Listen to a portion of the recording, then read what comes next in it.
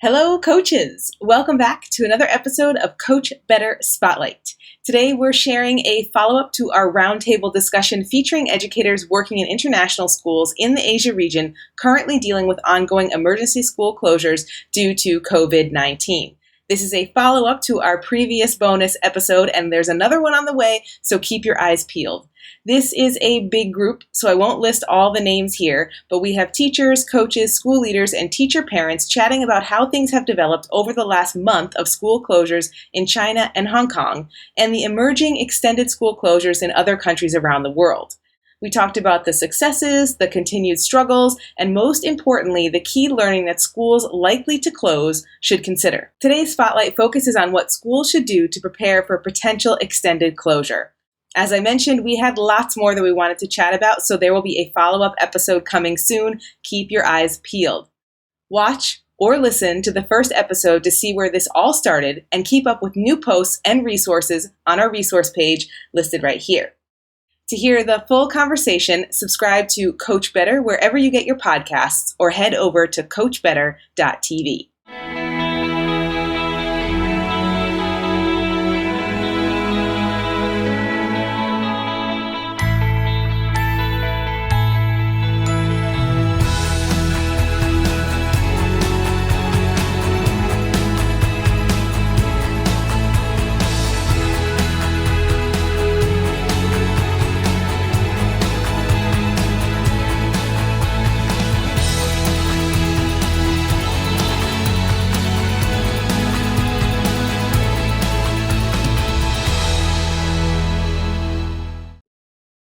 All right, welcome back to another bonus episode of the Coach Better podcast.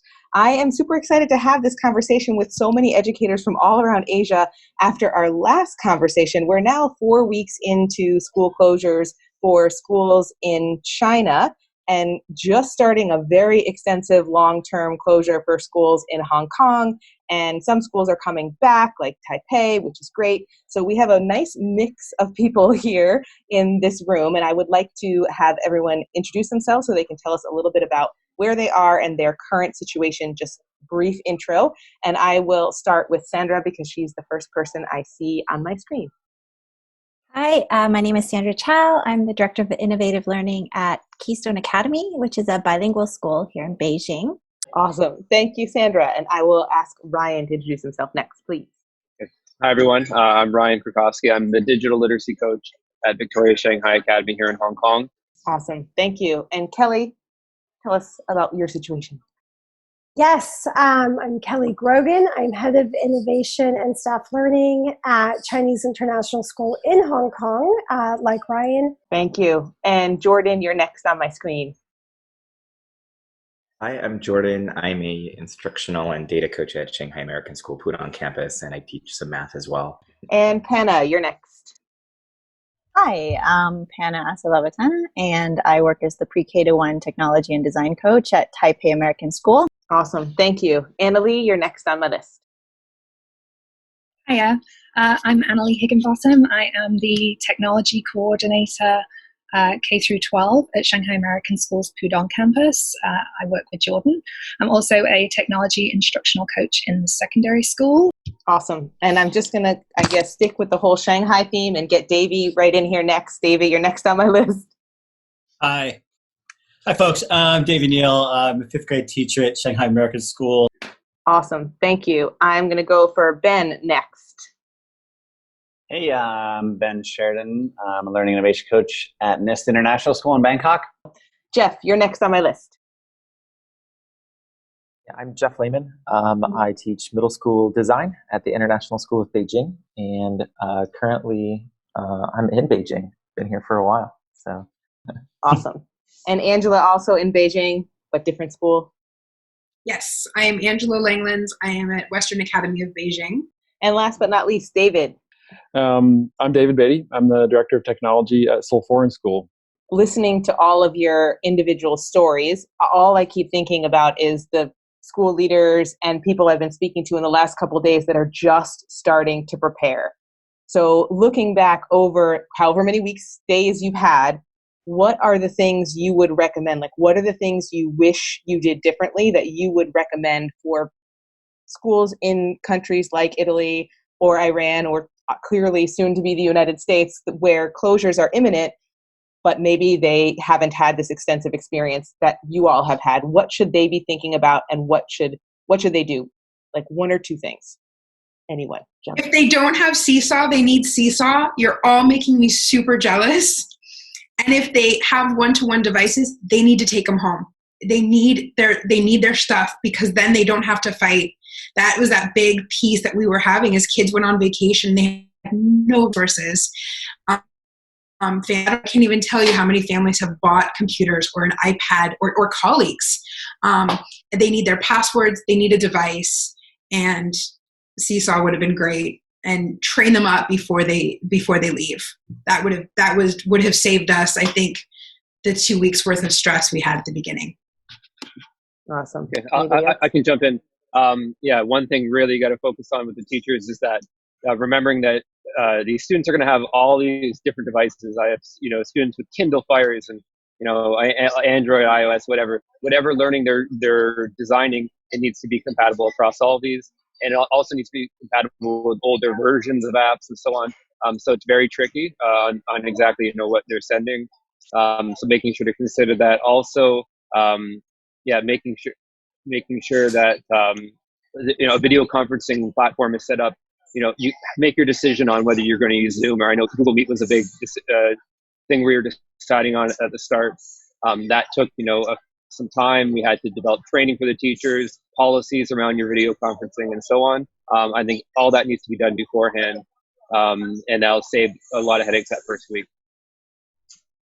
I think jumping in there with the video conferencing, having really clear digital protocols in line for what Seesaw is used for, what are the avenues for communication, also in terms of the Google Meets, what's going to need to be done to be in line with child protection policies. I think from a primary school perspective, teachers need resources. They need their classroom resources. They need books. They need read-alouds. They need manipulatives. It's really hard for a primary school teacher to do virtual learning with no resources at home.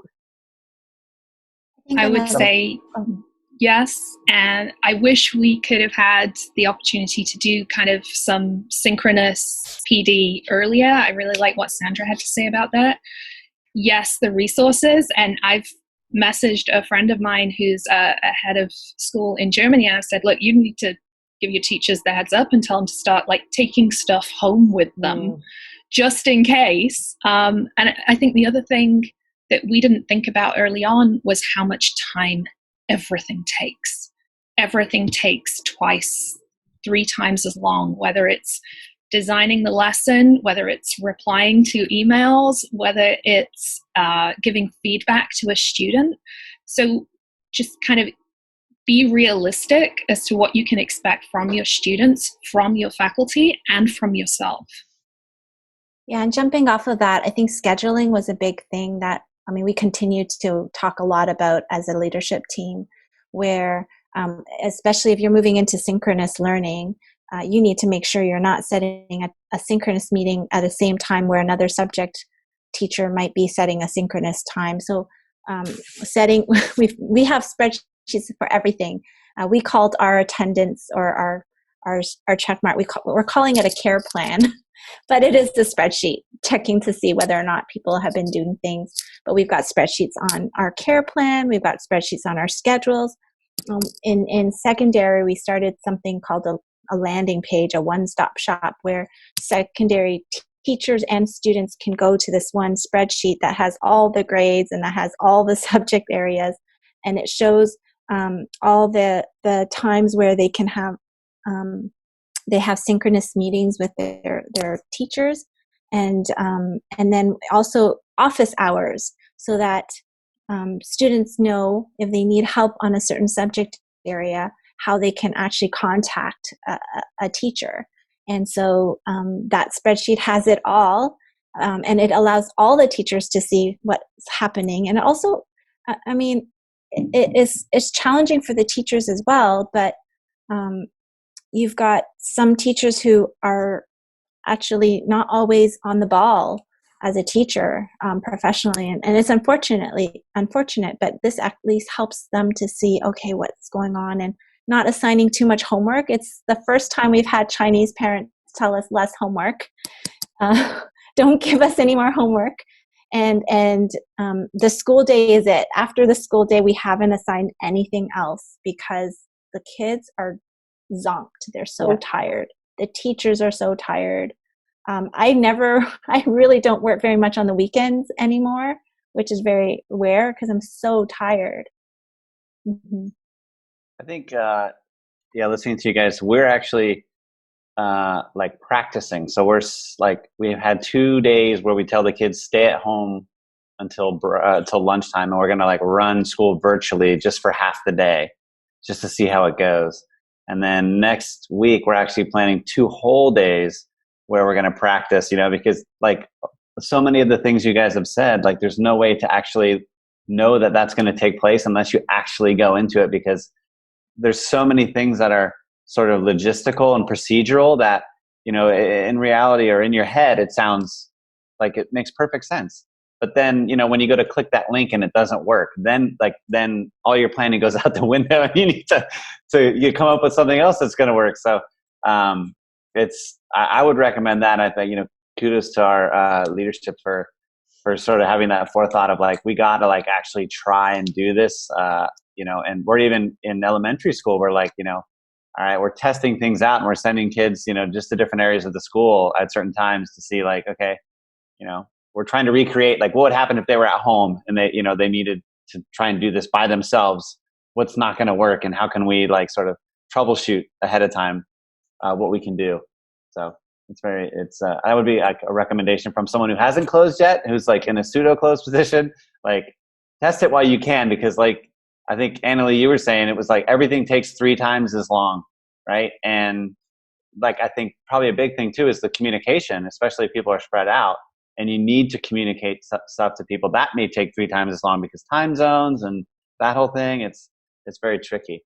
Sandra, can I ask a question real quick? Because you mentioned something earlier about staff training that you were doing online.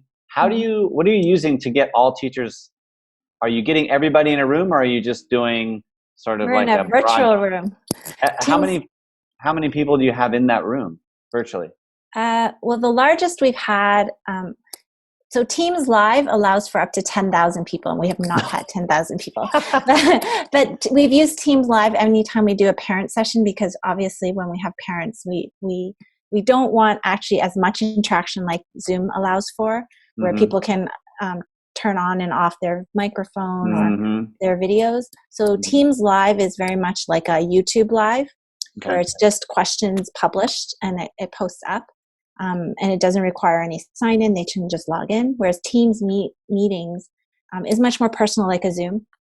And so we use that for our student meetings and our staff meetings, and that allows up to 250 people. And we haven't hit 250. I think the most we've hit is 200. Wow. And that's, it's amazing, like the camaraderie we've had around of that. The one other thing I wanted to say, like barriers and challenges, which we don't always expect, is we're like, oh, well, we love Seesaw. Seesaw looks great. The activities are fantastic.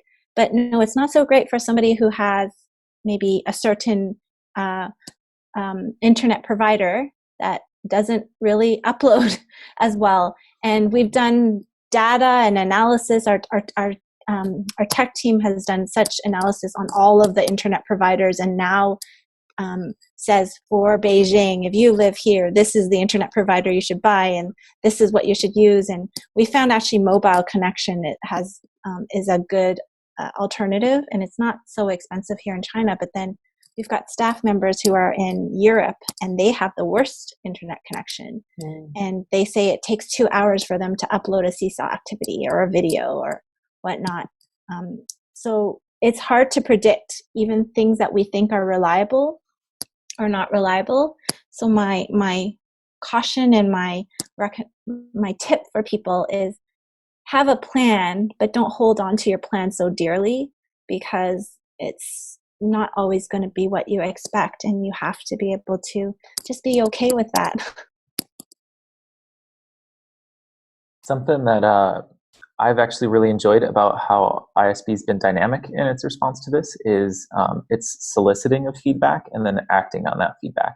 Our administration has been really excellent at getting parent opinions on how this is going, getting student opinions on how this is going, getting staff opinions on how this is going, and then making changes as necessary and pretty quickly. I can speak for the middle school because that's the division I'm in, but we'll act on feedback pretty quickly. So 2 weeks ago, we got feedback from students that said they're just getting too much work. And almost immediately, we were asked to have conversations within our subject level teams or grade level teams about paring that back. Admin surveyed staff about how well our office hours were going. And the response wasn't awesome because a lot of our staff is outside of Beijing. And so when they combined that with a similar student response, we now have a little more of a complicated system for office hours, but one that is much more flexible. So don't be afraid to solicit feedback and don't be afraid to act on it. I would say is one way that your school can be really dynamic and fluid in the way that it responds to this whole thing. So I'll hop in, and I would add that one of the things we've noticed is that some of our blended learning tools, whether it's our LMSs or our apps, we weren't all as skilled at each of them as we thought we were, right? So we were, went into this distance learning environment with all varying degrees of people being able to use, apps that we've had, for years, and we're upskilling people on that, and they'll come back better than maybe they left too. But moving towards true blended learning environments at your school before something like this happens, you find that the teachers who regularly use ed tech apps, whether it's a Khan Academy or iExcel or a Gizmos or a Edgy or something, right, to engage with their students, the transition was a little bit simpler for them. Also, similarly, like what Jeff was just talking about, schools that regularly collect feedback, it's a natural thing to continue that feedback loop. Teachers who have some skills with tracking data were able to cook up new ways to track data, right? And so those skills that we kind of say we want everybody to have, or that we hope everybody are doing, this is a case where they became quite a bit more necessary. And so a piece of advice I'd give is, if you've been a little relaxed on moving towards, or your staff towards a blended learning environment, before something like this happens is a better time than as something like this happens. Gosh, could not agree more. Anybody else? Advice that you would give? I'll just add quickly, do what Ben is doing. Okay? Because we kind of took this wait and see approach. We had a really nice continuity of instruction plan. It was all in place. Every detail was there. But we didn't want to, scare people and alarm parents. And so we didn't send out the parent information. And then we were sitting here Sunday night having this meeting, and the government was closing our school. And I was really pushing for just one day with kids there so that we can send things home in primary and make sure everybody has their devices. But we did not do that. So we were really prepared on paper, but we didn't get that much of a chance to test. So Ben, what you guys are doing, and anybody who's listening, Kim, you asked, what advice for other schools? Don't just say Ben, it's everybody. It's not just me. I wish I could take credit for that, but no, it's not me. It's everybody. Yeah, I mean, you mean NIST? What NIST is doing? NIST is doing. Yeah. I'm saying Ben because you're little squares on this. I know. Thanks. Yeah. But I mean, NIST, take that as a model because, every school out there should be testing everything. And I've gotten emails from Norway and Cambodia, and, they're all looking at what should I do. Well, I've just told them all, test it. So I agree with that. Awesome. That's what we get along so well, Dave. We just think the same. Test. Always. But any other advice?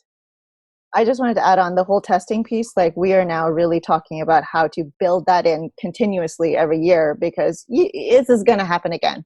We know it's going to happen again. I don't know in what form, but it needs to be a part of our school plan here on forward. And I also want to say, this is not easy. It's very stressful. And we have to be collectors of good stories and celebrations. I think we can't always just be in this hyper planning mindset. We actually need to celebrate the good work that teachers are doing, that students are doing, to encourage each other. And I think the marketing and communications team is so important at this time as well. And as we have in our department hands in everything, we feed all those stories back to everyone else because we need to celebrate and share and be happy. And I think this has been also the collaboration between the community here. I mean, Clint and I and Carrie Ann were up till really late just working on things, and we're just sharing documents constantly. It's amazing to see the openness and the camaraderie of educators just across the region. Awesome. I feel like we've kind of only scratched the surface again, and obviously would love to do this again. I hope you enjoyed that conversation, and there is so much more on the audio version. Don't miss subscribing to our podcast on any of your podcast subscribers under Coach Better. And if this conversation is interesting to you, you would probably be interested in the Coach Micro-Credential. Did you enjoy today's episode? Then you will love the Coach Micro-Credential program. We know because our current participants are always sharing their feedback with us, and we ask them to share their experiences with you. I'd really advise anyone interested in taking the coach to take the plunge and go for it. So do it, and you won't regret it. Yeah, you'll really enjoy it. It's a valuable experience. So I say go for it. Definitely take the coach. I couldn't recommend it more. So I'd highly recommend it. I would definitely suggest you try and join to really help you develop your professional coaching skills.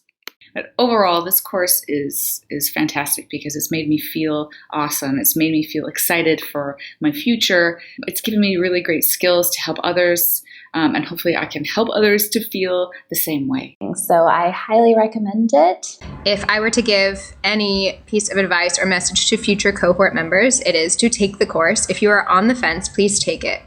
When you're ready to learn more about the coach, click on the link below or reach out to us at Eduro Learning on any of our social media platforms. Registration for our next cohort opens soon. Don't miss it. Expand your professional learning network, dive deep into 26 weeks of curated coaching content, and get your own private mentor for an entire academic year. We can't wait to work with you. Are you ready to take your coaching skills to the next level? Join the next cohort of the coach and make it happen.